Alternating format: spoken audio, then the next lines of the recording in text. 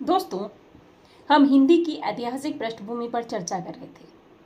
हिंदी की ऐतिहासिक पृष्ठभूमि के अंतर्गत हमने देखा कि प्राचीन भारतीय आर्य भाषाएं, मध्यकालीन भारतीय आर्य भाषाएं और आधुनिक भारतीय आर्य भाषाएं। प्राचीन भारतीय आर्य भाषाओं के अंतर्गत हमने वैदिक संस्कृत और लौकिक संस्कृत को बहुत ही गहराई से पढ़ लिया है। आप पिछले वीडियो जरूर देखिएगा। मध्यकालीन भारतीय भाषाओं के अंतर्गत, मध्यकालीन भारतीय आर्य भाषाओं के अंतर्गत हम पढ़ रहे हैं पाली, प्राकृत और अपभ्रंश को, जिन्हें प्रथम प्राकृत, द्वितीय प्राकृत और तृतीय प्राकृत कहा गया है। प्रथम प्राकृत यानी पाली को हमने विस्तार पूर्वक देख लिया है, चर्चा कर ली है उस पर। तो आप पिछला वीडियो ज़रूर देखिएगा, क्योंकि जब तक आप पिछला वीडियो नहीं देखेंगे आपको आज का वीडियो या आज हम जो चर्चा कर रहे हैं वो समझ में नहीं आएगी। हेलो फ्रेंड्स, मैं मीनू राठौड़ आपका स्वागत करती हूँ आपके अपने channel target net JRF with Meenu में। तो दोस्तों, आज का हमारा टॉपिक है द्वितीय प्राकृत, जिसे साहित्यिक प्राकृत या प्राकृत के नाम से भी जानते हैं। ठीक है, तो चलिए स्टार्ट करते हैं। दोस्तों, प्राचीन भारत में प्राकृत भाषा एवं साहित्य का योगदान काफ़ी महत्वपूर्ण रहा है। यद्यपि यह धीरे धीरे विलुप्त होती चली गई, लेकिन जैन साहित्य के मध्य से इसको एक बड़ा हिस्सा आज भी प्राप्त है। यानी जैन साहित्य के अंतर्गत एक साहित्यिक रूप में इसका बड़ा हिस्सा आज भी उपलब्ध है। द्वितीय प्राकृत, प्राकृत जिसे साहित्यिक प्राकृत के नाम से भी जाना जाता है, यह भारतीय आर्य भाषा के इतिहास में महत्वपूर्ण चरण है और 1 से 500 ईस्वी तक रहा है ये। ठीक है, इसी को द्वितीय प्राकृत कहा जाता है। अब प्राकृत के उत्पत्ति के संबंध में दो मत है। अब ये दो मत कौन कौन से हैं? पहला मत है नमी साधु के अनुसार। ठीक है दोस्तों, नमी साधु ने प्राकृत को प्राचीनतम जनभाषा कहा है, यानी प्राक पूर्व कृत प्राकृत, जिसका अर्थ है कि पहले से बनी हुई, यानी जो मूल रूप से चली आ रही है, जहाँ से शुरुआत होती है किसी चीज़ की, वहाँ से प्रारंभ से ये चली आ रही है, तो वह प्राकृत है। ठीक है, ये कहा है नमी साधु ने। जो दूसरा मत है उसके अंतर्गत मार्कंडेय, हेमचंद्र, वासुदेव, सिंहदेवमणि, लक्ष्मीधर, इनके अनुसार प्राकृत की उत्पत्ति संस्कृत से हुई है। किससे हुई है? संस्कृत से। और देखा जाए तो वैसे भी हमारे जो भी साहित्य है उनका मूल संस्कृत ही रही है। ठीक है, मार्कंडेय ने प्राकृत सर्वस्व, जो उनका ग्रंथ है, इनका ग्रंथ है, ये ध्यान रखिएगा। ठीक है, प्राकृत सर्वस्व किसका ग्रंथ है? मार्कंडेय का। इसमें इन्होंने कहा है कि प्रकृति या मूल संस्कृत है, उससे उत्पन्न भाषा संस्कृत कहलाती है। ठीक है, इनका भी वही कहना है कि जो मूल है, ठीक है, जो जड़ है वो क्या है? संस्कृत है, और जो संस्कृत से उत्पन्न है वो प्राकृत है। समझ में आ गया? नेक्स्ट है हेमचंद्र। हेमचंद्र ने कहा प्रकृति या मूल संस्कृत है, ये भी वही कहते हैं कि मूल संस्कृत है, और जो संस्कृत से आई वह प्राकृत है। जो संस्कृत से उत्पन्न है, संस्कृत से आगत है, वही प्राकृत है। प्राकृत संजीवनी में वासुदेव ने कहा है कि प्राकृत की जननी संस्कृत है, यानी प्राकृत का जन्म किससे हुआ है? संस्कृत से। तो इस हिसाब से संस्कृत प्राकृत की क्या हुई? माँ। ठीक है, सिंहदेवमणि क्या कहते हैं? सिंहदेवमणि का कहना है कि प्रकृति संस्कृत से आगत प्राकृत है। यानी प्रकृति रूप में जो संस्कृत थी उसी से जो भाषा आई, ठीक है, वही प्राकृत है। अब द्वितीय प्राकृत अथवा साहित्यिक प्राकृत, ये क्या है? तो प्राकृत मध्यकालीन आर्य भाषा की द्वितीय अवस्था है, जबकि पाली प्रथम और अपभ्रंश तृतीय अवस्था है। इस पे हमने पहले चर्चा की है कि भारतीय आर्य भाषाओं में मध्यकालीन आर्य भाषाएं, ध्यान रखिएगा कौन सी? मध्यकालीन, ठीक है, मध्यकालीन आर्य भाषाओं की जब बात होती है तो इनमें प्रथम प्राकृत, द्वितीय प्राकृत और तृतीय प्राकृत की बात होती है। इन्हीं प्राकृतों में जो प्रथम प्राकृत है वह है हमारी पाली, ये होगा शुद्ध, ठीक है। जो द्वितीय प्राकृत है उसे प्राकृत या साहित्यिक प्राकृत के रूप में जाना जाता है, और जो तृतीय प्राकृत है वही अपभ्रंश है,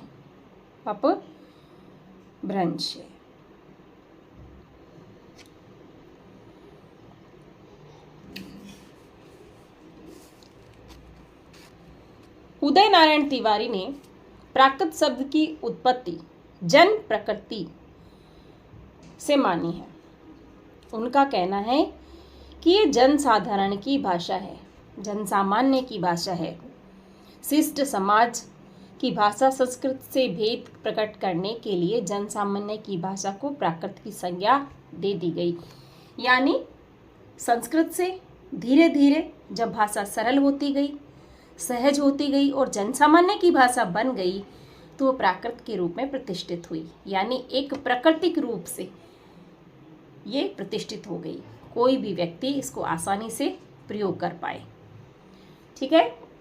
भरत मुनि के अनुसार संस्कृत भाषा के शब्दों के विकृत एवं परिवर्तित रूप को प्राकृत कहा, ठीक है। जैसे मैंने पहले बताया कि संस्कृत भाषा के शब्दों में विकृत होना, संस्कृत के शब्दों का विकृत होना से क्या तात्पर्य है? उनमें चेंज आना, उनका सरल होते जाना। जैसे हस्त का हाथ हो गया, ठीक है, तो ये धीरे धीरे ऐसा हो गया कि उसको हमें प्रयोग करने में आसानी हो गई, तो ये प्राकृत। डॉक्टर भोलानाथ तिवारी ने क्या कहा है? तो डॉक्टर भोलानाथ तिवारी ने इसे पाली व अपभ्रंश के बीच की कड़ी माना है। ये ध्यान रखिएगा, किसने कहा है बीच की कड़ी? डॉक्टर भोलानाथ तिवारी ने। और यही द्वितीय प्राकृत है, प्रथम, द्वितीय और तृतीय।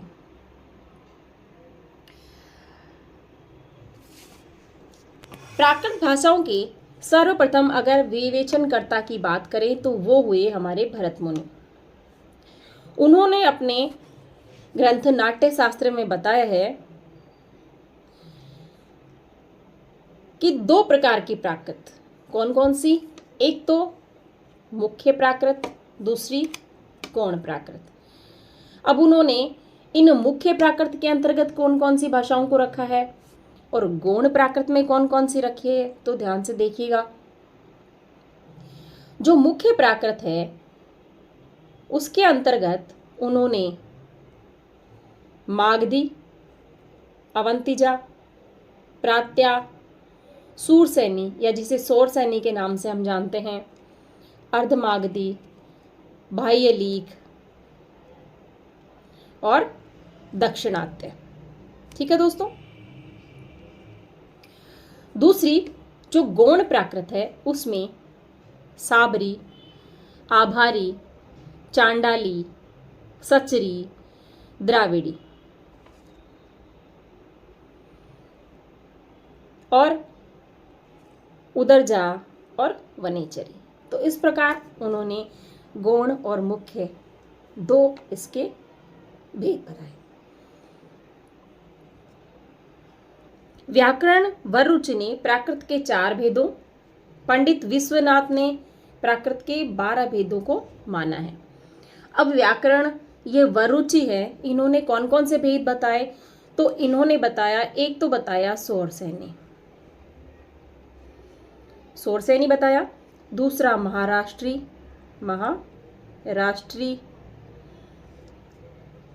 तीसरा बताया मागधी,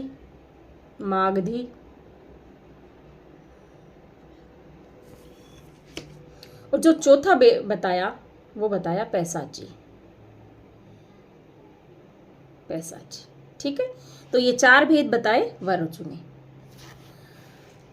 लेकिन महत्वपूर्ण कितने हैं?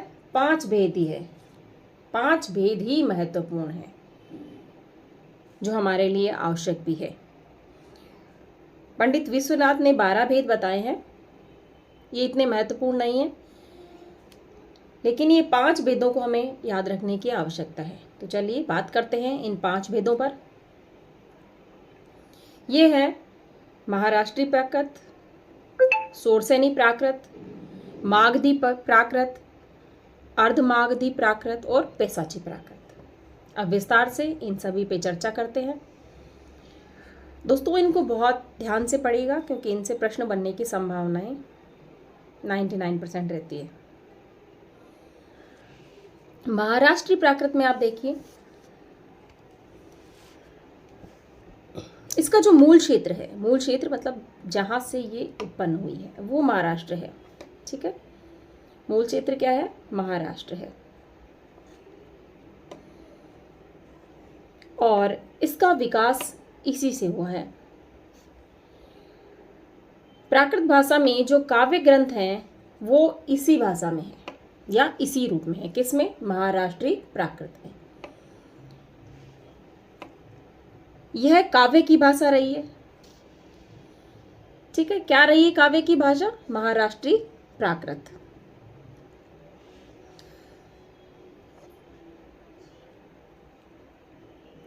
सुकुमार सेन और डॉक्टर मनमोहन घोष का मत है कि महाराष्ट्री सोरसेनी की उत्तरकालीन शाखा है। सोरसेनी की उत्तरकालीन शाखा का मतलब बाद की या अंतिम अवस्था है। सोरसेनी की बाद की अवस्था है। ठीक है, दंडी ने अपने काव्यादर्श में, काव्यादर्श इनका ग्रंथ है ना, याद रखिएगा, ये भी पूछा जाता है, तो उसमें इन्होंने सभी प्राकृतों में जो महाराष्ट्री प्राकृत है उसको श्रेष्ठ माना है, सर्वश्रेष्ठ माना है। किसको? महाराष्ट्री प्राकृत को। किसने? दंडी ने। किसमें? काव्यादर्श में। और हरदेव बहारी ने तो ये तक कह दिया कि जो 80% प्राकृत साहित्य है वो महाराष्ट्र में ही लिखा गया है। भरत मुनि के प्राकृत के भेद हमने जब पढ़े, जिसमें हमने मुख्य भेद और गौण भेद पढ़े थे, उन मुख्य भेदों में अंतिम जो भेद था वो था दक्षिणात्य। ठीक है, इसी दक्षिणात्य को उन्होंने महाराष्ट्री प्राकृत से माना है। ध्यान रखिएगा इनको भी आप, है ना। व्याकरण ने महाराष्ट्री प्राकृत को आदर्श मानकर इसके आधार पर प्राकृत के सामान्य लक्षण निर्धारित किए हैं।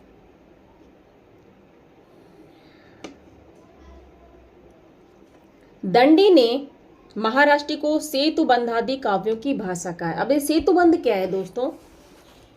ये एक ग्रंथ है, सेतुबंध।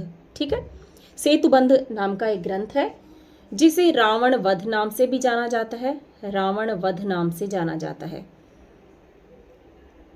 यह प्राकृत भाषा में रचा गया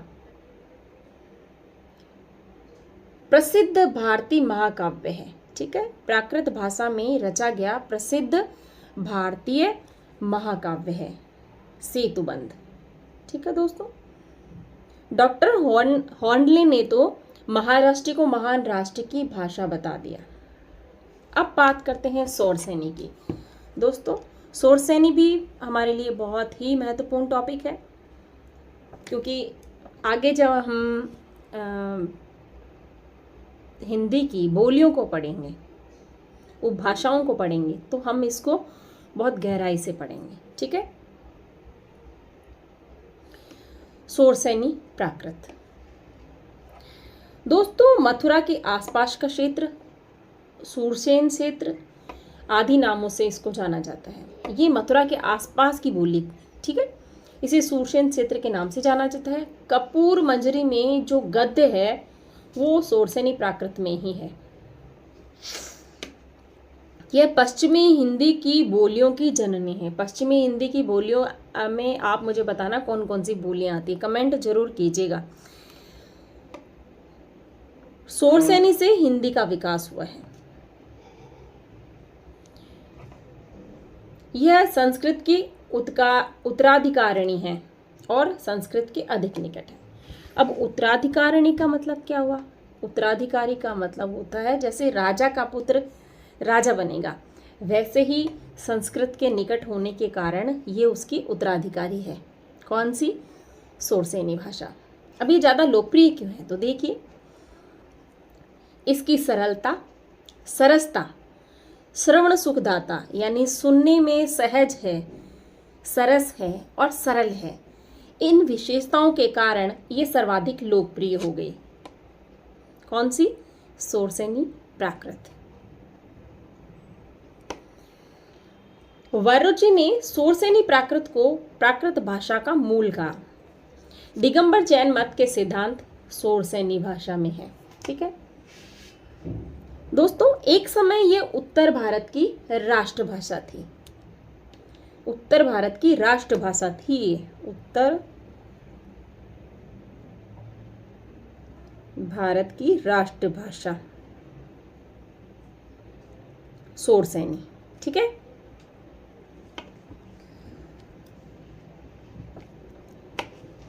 उदय नारायण तिवारी ने कहा है कि जो संस्कृत के या नाटकों के जो पात्र या विदूषक हैं, वो अपने संवादों में इस भाषा का प्रयोग करते थे। नाटकों में सर्वाधिक प्रयोग जो भाषा की गई है वो सूरसेनी ही है, सूरसेनी ही है। ठीक है,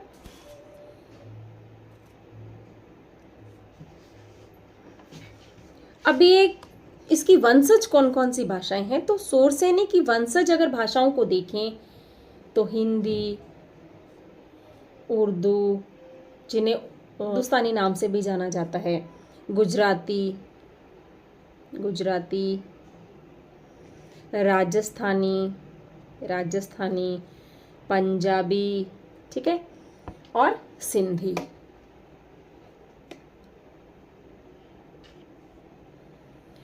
दिगंबर जैन मत के जो सिद्धांत हैं वो सूरसेनी भाषा में ही मिलते हैं, ये भी ध्यान रखिएगा। दोस्तों, अब बात करते हैं मागधी प्राकृत की। मागधी प्राकृत मगध के आसपास की भाषा है। हरदेव भारी ने इसको मगध और उसके पूर्वी प्रदेश की भाषा कहा है। मागधी का प्राचीनतम रूप अश्वघोष के नाटकों में मिलता है। सबसे प्राचीन रूप अगर देखना है तो आप अश्वघोष के नाटकों को पढ़िए, उनमें आपको इसका प्राचीनतम रूप देखने को मिलेगा। बिहारी हिंदी की जो बोलियां हैं वो मागधी प्राकृत का उल्लेखनीय योगदान है, यानी बिहारी बोलियां मागधी प्राकृत से उत्पन्न है। भोजपुरी, मैथिली, बंगला, उड़िया, असमी, इनका विकास मागधी प्राकृत से ही हुआ है। लंका में पाली को मागधी कहा जाता है। क्यों कहा जाता है? क्योंकि वह मगध से वहां गई थी। लंका कहाँ से गई? मगध से लंका गई, मगध से लंका गई थी, मगध से लंका गई थी, इसलिए ये मागधी हो गई। पाली, लंका में भी इसको मागधी कहा गया, पाली को।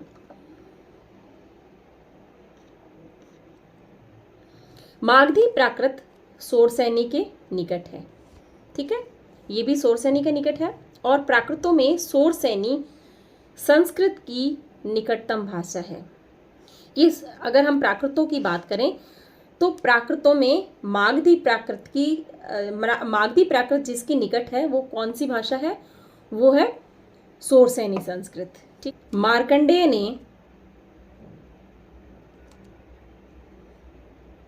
सोरसेनी से मागधी की उत्पत्ति बताई है। मागधी की उत्पत्ति किससे बताई? सोरसेनी से, यानी सोरसेनी मागधी की पूर्वज हो गई। ठीक है, अब बात करते हैं अर्धमागधी की। अर्धमागधी मागधी और सोरसेनी के बीच की भाषा हो गई। ये कौशल के आसपास की भाषा है और जैन साहित्य इसी भाषा में रचित है। जैन आचार्यों ने इसका बहुत प्रयोग किया है।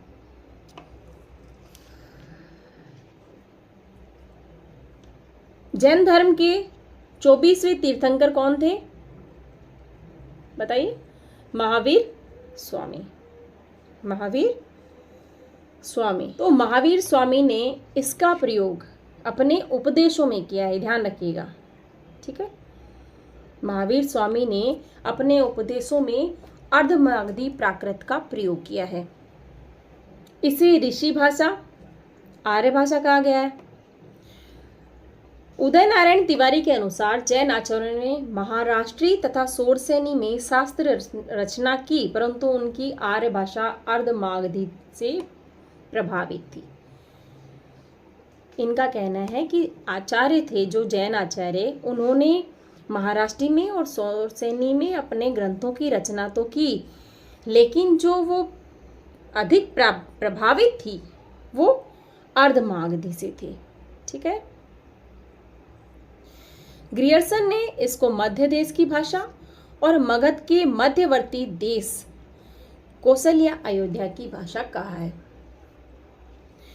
अगर हम अर्धमागधी का प्राचीनतम प्रयोग देखें तो अर्धमागधी का प्राचीनतम प्रयोग हमें अश्वघोष के नाटकों में देखने को मिलता है। कहाँ? अश्वघोष के नाटकों में। अश्वघोष के नाटकों में हमें अर्धमागधी का प्राचीन प्रयोग देखने को मिलता है।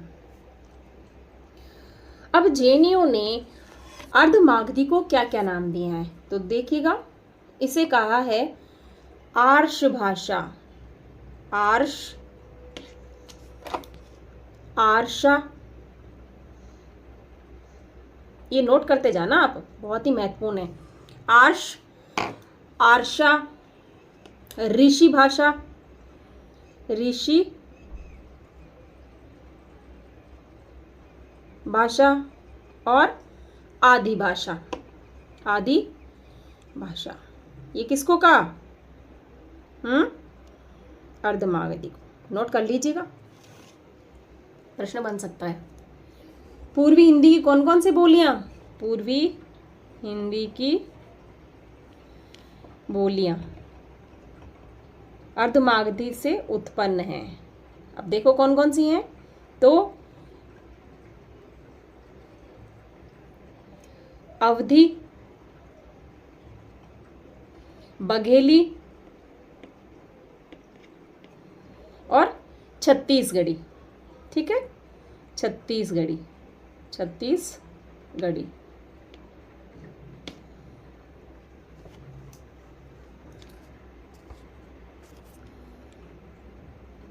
याद रखिएगा इनको।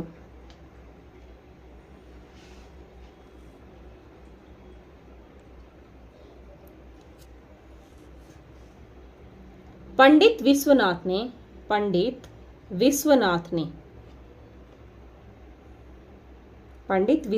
ने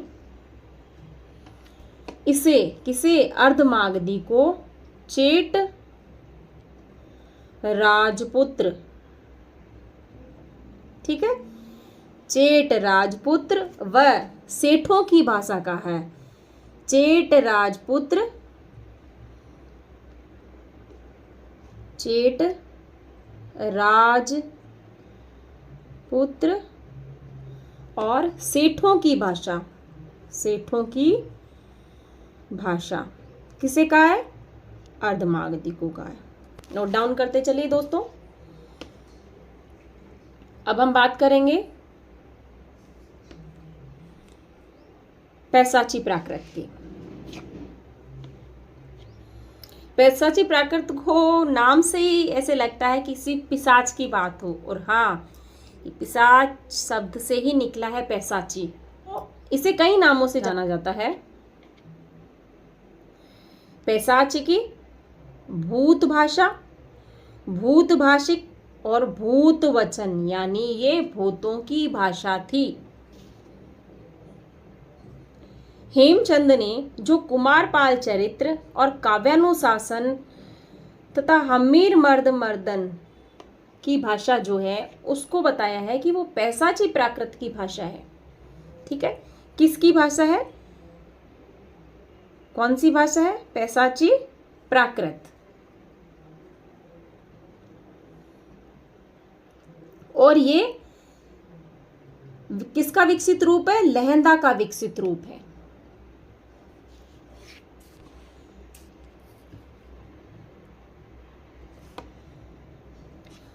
लक्ष्मीधर ने अपनी सड़ भाषा चंद्रिका में राक्षस, पिशाचों, नीच पात्रों के लिए पैशाची का प्रयोग करना बताया है। यानी जो नीच पात्र थे, राक्षस थे, पिशाच थे। अरे पिशाच का मतलब वो भूत वाले पिशाच नहीं। किसी नाट्य में जब पिशाचों के रूप में जो भाषा यूज की जाती थी, प्रयोग की जाती थी, वो है पिशाच भाषा। यानी हेय पात्रों के द्वारा, निम्न पात्रों के द्वारा, नीच गति के पात्रों के द्वारा जब ये भाषा प्रयोग की जाती थी तो ये पैशाची भाषा कहलाई। मार्कंडेय का ग्रंथ है प्राकृत सर्वस्व।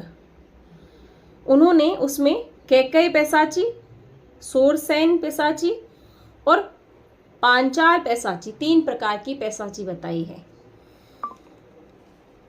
पश्तो और उसके समीपवर्ती दरद भाषाएं पैशाची से ही उत्पन्न और प्रभावित पाई जाती है। तो दोस्तों, इस प्रकार हमने चर्चा की आज द्वितीय प्राकृत भाषा पर। हमने अभी इन प्राकृतों को समझा है। अब इन्हीं प्राकृतों से जो अपभ्रंश उत्पन्न होंगे और इन्हीं प्राकृतों की व्याकरणिक विशेषताएं क्या है, इस पर हम नेक्स्ट वीडियो में चर्चा करेंगे। आपको मेरा ये वीडियो कैसा लगा? अगर आपको मेरा ये वीडियो अच्छा लगा तो प्लीज़ इसको लाइक, शेयर, कमेंट ज़रूर कीजिएगा। Thank you.